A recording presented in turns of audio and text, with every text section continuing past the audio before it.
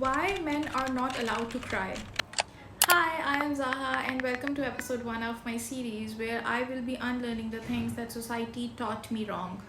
Coming back to the question, क्यों हमारी society में मर्दों को रोने की इजाज़त नहीं दी जाती? Why they are not allowed to express their feelings, their emotions?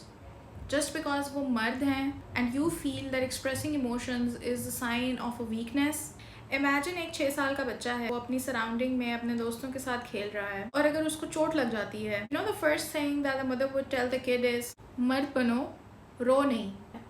तुम लड़की हो जो रो रहे हो, स्ट्रॉन्ग बनो, मर्द बनो, क्योंकि मर्द रोते नहीं हैं।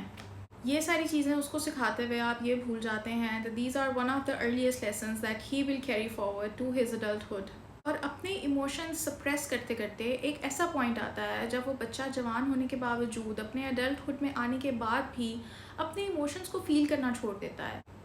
And then things start to take serious turn. And you know the pain which is not expressed is usually suppressed. Suppressed emotions दूसरी forms में निकलना शुरू हो जाते हैं, जैसे कि frustration, anxiety, depression, stress and anger.